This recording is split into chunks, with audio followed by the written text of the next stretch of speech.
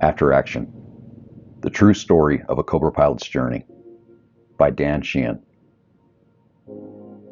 A penetrating look at the sacrifices and burdens carried by those who protect America. After Action should be required reading for all Americans. Carlton Kent, 16th Sergeant Major of the Marine Corps. To all who bear the burden of peace. Chapter 1. August 7, 2009 started no differently from any other day in my new life. A whirlwind of baby bottles, dirty diapers, and getting the dogs outside before they pissed on the floor. The last thing I wanted to do was clean up after 2 leaky pit bulls.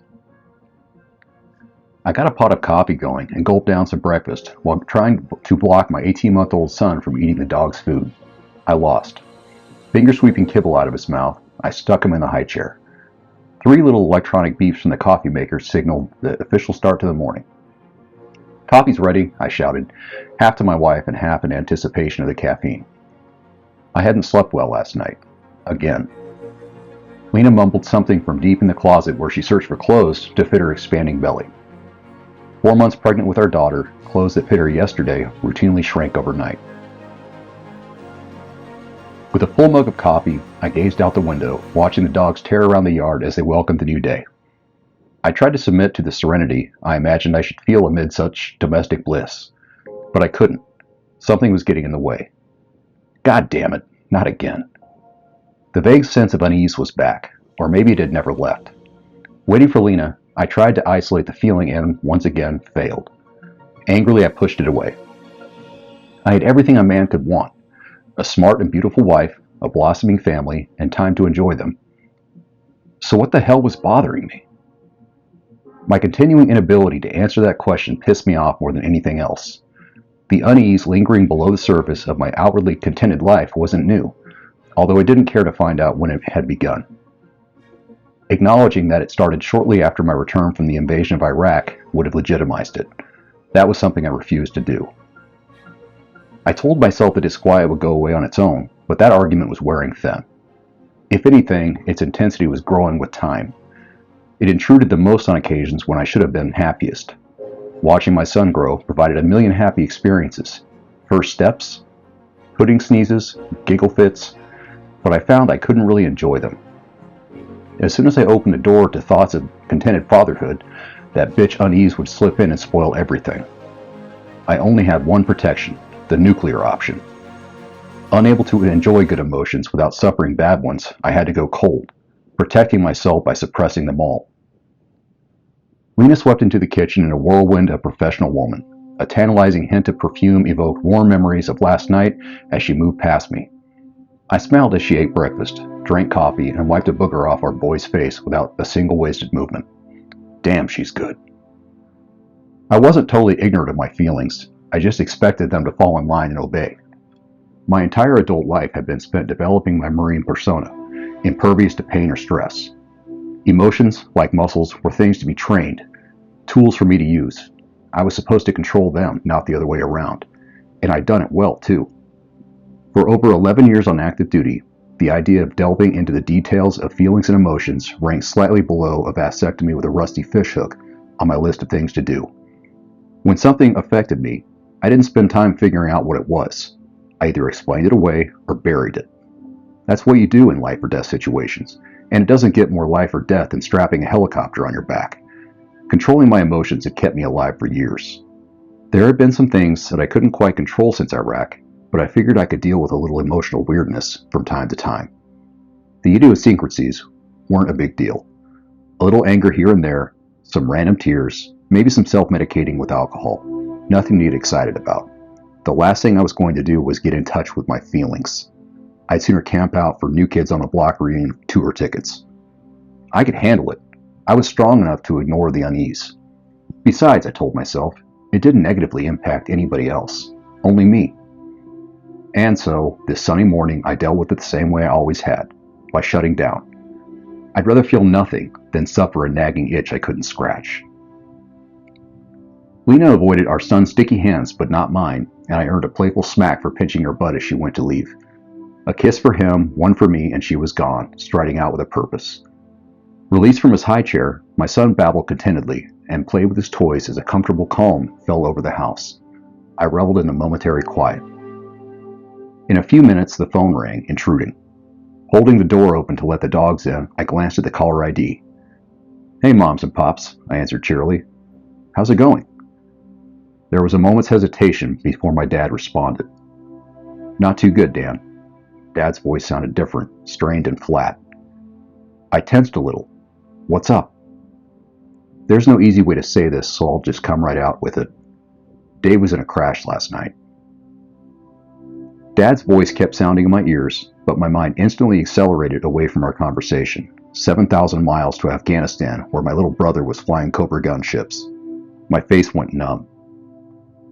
In the hospital at Camp Bastion. All Tom could tell me is that he has a broken back and burns on his face and arm, but both he and his co-pilot are alive. Tom was the commanding officer of Dave's squadron and an old friend of mine. Dad seemed to be saying Dave was okay, but something strange was happening to me. In my mind, I saw my brother's handsome face melt tragically, and images of him smashed, broken, and paralyzed flashed behind my eyes. I felt weak and sagged against the wall, stunned. The hand holding the phone book shook as I mumbled "fuck" into the handset. No other word could convey the intense shock, hate, and fear that exploded unexpectedly in my head. Confused, I fought back, trying in vain to stem a flood of venomous emotions. "Fuck is right," Dad answered. The slightest tremor in his voice betrayed the fact that he was struggling to keep it together too. His tone, and the realization that Dad was close to losing it, penetrated my defenses like they weren't even there. Something broke loose, and merciless memories sliced through my suddenly unprotected mind. The world started to slip away fast. It was as if the kitchen, my boy, the dogs, and the whole house ceased to exist. The present disappeared under a torrent of painful images from my past. The cracked and blood-stained helmet of a dead friend, a blackened patch of sand where twisted metal and flesh mingled freely, bodies ripped apart by explosions. Horrific scenes I'd never wanted to see again blasted through my brain, all the more vivid for being sequestered for so long. I heard my father's voice again and grasped at it, staving off collapse with superhuman effort and succeeding for the moment. "Tom asked me for your phone number, so expect a call from him soon." I grunted something to show I heard and approved. Tommy and I had served together for many years, and I knew that Dave was in good hands. "I've got to go, Dan. I'm heading out the door to catch Mom at work. She doesn't know yet, and I'm not going to tell her over the phone." The familiar steel was back in his voice now. He had something to do, an action to accomplish. I envied his distraction. "Okay, Dad. I'll let you know if Tommy has anything new when he calls." The strength of my own voice surprised me, like it came from someone else. "Okay, Dan." A pause. "I love you, son." Those 4 words caused a new surge of emotion. "Thanks, Dad. I love you too." The words squeaked out, bypassing the trappings of manliness that usually constrained them. My ancillary identities, man, warrior, marine, shuffled their feet uncontrollably as the scared little boy within reached out for his dad. When the phone was back in its cradle, the tumultuous feelings surged anew. One particular emotion shot out of the depths of my mind like a bullet. Flat-footed, I stood in its path, totally unable to avoid taking it to the chest. A sense of deep, penetrating hatred slammed it into my consciousness and left me reeling. Only it wasn't hatred at the enemy for hurting my brother, or for killing my friends in Iraq. It was, inexplicably, hatred of myself. In a flash, it was gone, leaving me to doubt it had ever been there at all. Confused, I sat down on the floor, hard. Then all hell broke loose. An unstoppable torrent of snarled emotions boiled upward from the depths of my guts. I tried to push them away, to bully them back into submission, but it was no use. They overran my mental defenses, sweeping them aside like toothpicks until none remained. Unprotected, I was powerless before the onslaught. "He's in the hospital," Dad's voice sounded in my head. Waves of anguish and grief pummeled me, as if I'd never see Dave again. Wounded. Unbearable sadness rose, as if he were dead. My last reserve of strength left me, and I drowned beneath the flood. My head dropped between my knees, and overwhelmed, I let go. Time stopped. Vivid flashes of dead friends being pulled from smoldering helicopters and strangers blown into pink mist twisted into a maelstrom of emotions that crushed me like a vice. A weirdly detached bystander within me noted the intricate grain of the hardwood floor in the instant before tears filled my eyes. Breathing was impossible, but unimportant, and my mouth hung open in a silent grimace. Drool streamed out and mixed with the tears pooling beneath my hanging head. The battle between my physical body and the darkness in my mind raged, and my abdominal muscles contracted in one long, sustained crush. It was as if my body was trying to squeeze the poisonous memories out of every pore. At the same time, my rational mind struggled to say, "But Dave is alive," only to be overcome by a more powerful voice in my head. It would not be reasoned with, pushed aside, or ignored. Its penetrating, catastrophic message pounded me over and over again. "Your brother is dead.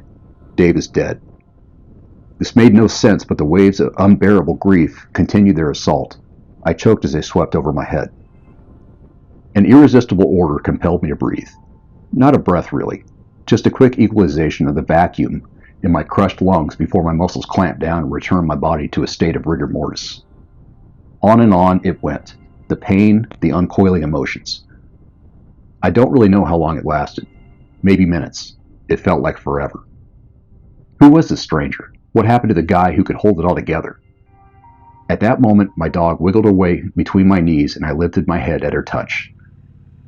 Kitty pushed her big, flat pit bull skull into my chest and held it there unmoving. I grabbed her and squeezed as if she were a life ring, burying my face in her warm, soft fur. I felt the intensity of the waves dissipate slightly. She may have only been trying to tell me that I hadn't fed her yet, but her timing couldn't have been better. I don't know how long I sat there like that, sobbing into velvety fur that smelled of warm puppy, but it was probably only a few minutes. The phone rang again. I wiped my eyes and mouth quickly before noticing my son standing next to Ozzy, my other dog. Uncertain what was going on, they stood just beyond arm's reach and watched me with weirdly similar, puzzled looks on their faces. Only their outer coatings, fur versus dried milk, were different. I shook my head and cleared my throat to see if I'd be able to talk at all, then answered the phone. "Hello?" I thought I sounded pretty normal. "Shoo, it's Hobbit." Radio call signs had replaced given names years ago as a normal mode of address. The slight static on the line was the only indication my friend Tom was calling from Afghanistan. "Your brother's going to be fine," he continued without waiting for a response. Small talk was never part of our conversations, and besides, there was no need to dance around the subject. We both knew why he was calling. "He's got a fractured spine, superficial burns on the side of his face, and on one of his arms, but he is up and walking around, harassing the nurses and making some little Afghan kid in the cot next to him laugh. He's out of his mind on painkillers and making the best of it." I felt myself smile at the thought of my brother clowning around. The relief I felt at hearing his words spread quickly through me, and I blurted out, "Shit, Tommy, what happened?" "Don't really know yet. I haven't been able to talk to Dave. His section lead said they were forced to fly low over the river by bad weather, and they flushed some insurgents out of cover. Your brother called them out and took TAC lead of the section to engage. Next thing the lead aircraft saw was Dave's flaming bird skidding across the riverbank on its side. There's nothing left of it now. Everything burned in the fire." "Dave and the co-pilot got out all right, though?" I asked. Something in me needed assurance. It just seemed too miraculous that they could have survived a crash like that. I'd known too many others who hadn't. "Yeah, the co-pilot is a little worse, but both are in the hospital getting treated. They're both going to be okay." When Tommy hung up, the silence on the end of the line mirrored the strange silence that filled the house. I looked around quickly to see what my son was doing and was relieved to find he hadn't moved. I smiled at the sight of my little guy, pulling a bone out of Ozzy's huge mouth with impunity. Kitty hadn't moved a muscle during the phone call, just kept her head solidly pressed against my chest. Her physical contact gave me such comfort that I'm not sure what I would have done without it. But in an instant, it was upon me again. It wasn't a flood this time, but rather a wildfire of grief that surprised me from the darkness. I buried my face in Kitty's back and squeezed her hard as new tears flashed hot down my cheeks. I was already rebuilding my defenses, though, and the quality of the experience was different. Instead of getting overrun by the flames, my conscious self hid like a firefighter under an emergency shelter, hoping for the best. What the fuck is going on? On the conscious level, I knew that Dave was alive. I knew he'd survived the crash and was resting in a hospital, so why was I reacting like he was dead? Why were the parts of myself outside the shelter burning in anguish as though he'd been killed? For the first time I saw it, something wasn't right in me. Recognition of the disconnect between the reality of the situation and my reaction to it dawned slowly. With it came confusion. While sobs racked my body and tears dripped on the floor, the quivering voice under the shelter started to call out. It started meekly, but rapidly gained strength. What the fuck, dude? He's fine. Knock this shit off and get up. The roar of the flames died down as the voice got louder and more insistent. Finally, I listened to it and struggled to my feet, feeling the constricting bands around my chest loosen ever so slightly. The overpowering grief had lost its strength, burning itself out in a cataclysmic eruption. Over the next several weeks, the news from Afghanistan got better and better for our family. Dave returned to California, describing his injuries offhandedly as a bad sunburn and a sore back, and the whole event was poised to shift from a crisis to family history. Almost, but not quite. There was something bothering me that I couldn't shake. What the hell had happened to me? I wanted to push away the confusion I felt in my reaction, to forget that I glimpsed into something dangerous inside of me, and go back to how things were. But something told me that would be a mistake. While I noted little emotional discontinuities in myself over recent years, I've been able to ignore them. I was all right because I said so.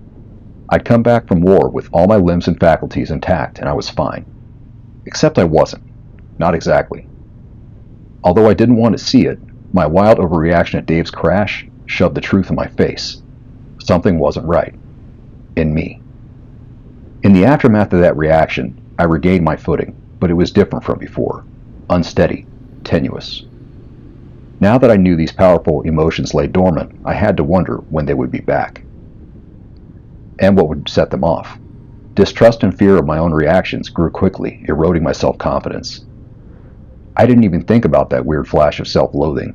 The contempt had disappeared so quickly that I could deny it ever existed. Later I would realize that it hadn't dissipated. Somehow, amid the destruction of all my other mental defenses, some part of me recognized how dangerous that thought was and captured it. Locked away in the bowels of my mind, it festered, waiting. Recognition that something was wrong with me didn't sit well. I wanted to ignore it, to double down on tough guy control over my emotions and move on. I was certain I could handle whatever that suppression cost. It was worth it to me to avoid going there, to avoid entering places in my mind where unprocessed memories howled.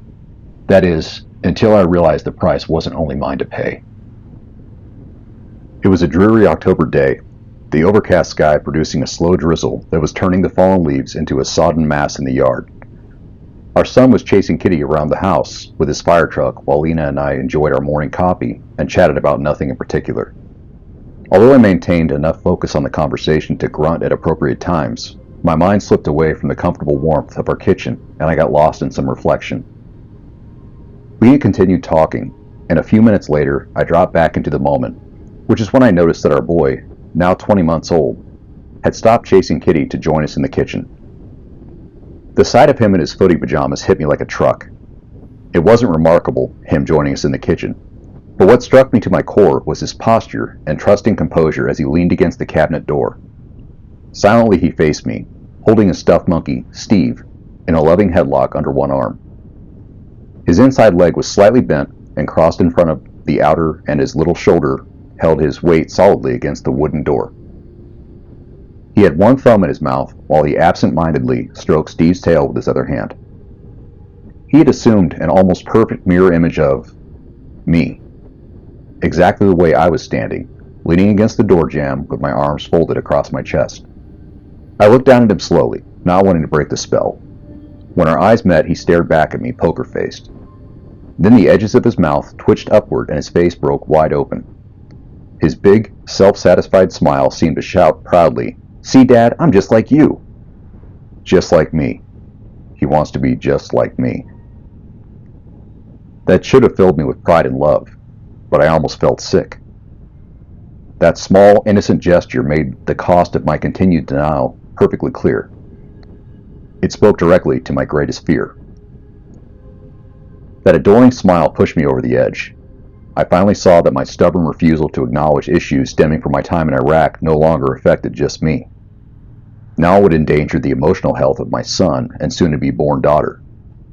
I was okay if I was the only person who suffered, but pass it on to my kids? Oh, hell no. That realization launched a barrage of questions that would not be ignored. What if the example I provided was all jacked up? What if my interactions with my kids were a confusing mix of unprovoked emotional outbursts separated by periods of detached neglect? Would I ignore minor annoyances until my rage grew uncontrollable? Would the first inclination of my displeasure be a backhanded slap? Would the first indication of my displeasure be a backhanded slap? If I couldn't trust my emotions, how could I teach them how to feel, to love and be loved? What if my kids grow up thinking my erratic and disproportionate responses are normal, that this is how they should react too? Am I in danger of screwing them up for life? Oh man, this game has changed. The realization hit hard and fast that my kids would imitate what I did regardless of whether it was right or wrong, self-destructive or positive. On some level, I'd known that all along. I just never imagined I'd come down on the screwed up side. Fear of hurting my children provided compelling motivation to figure out what had happened to me. I started digging, using writing as a skeleton key to open locked rooms in my mind. What I found in them were emotions and reactions that defined the very essence of a warrior. Although I considered them flaws in my character, symptoms of weakness. This ignorance had planted a kernel of unease that could have ruined my life, or even killed me, if I allowed it to grow unchecked. Over time, I came to understand the most liberating thing. I was not alone. After a little research, it became clear that what I'd considered my dirty little secret was in fact a feeling known to warriors throughout history. It's only now, with our modern sensitivities, that we've forgotten this fundamental component of what it means to be a warrior. Our shared lack of comprehension means more of our fighting men and women who survive the battlefield come home to die at their own hands. Our warriors are unprotected by not knowing the price they pay, even in victory. The casualties don't stop when the guns fall silent. Those who survive bear wounds that sometimes take years to register. For some, that realization comes too late, after marriages are wrecked, childhood spoiled, lives destroyed, and the survivor is buried beneath the detritus. At that point, a previously incomprehensible option whispers the promise of ultimate escape. It doesn't have to be that way. The intense experiences of combat can turn a warrior's mind into a pressure cooker, locking in caustic emotions like so much steam. We pride ourselves on being able to hold the lid closed, but at what cost? In the face of my son, I found a price I was unwilling to pay. In writing, I inadvertently lifted the lid, releasing the steam. I've learned I can't do anything to change the source of the steam. My personal history is part of the burden I carry. But now the pressure dissipates instead of building dangerously with time. So here you go. This is how I removed the lid. To my brothers and sisters who continue to struggle on battlefields, both internal and external, this story is for you. Please take what you can from it and chart your own way forward. Just as there is a time when we must hold the lid down to survive, there comes a time when we must take it off to live.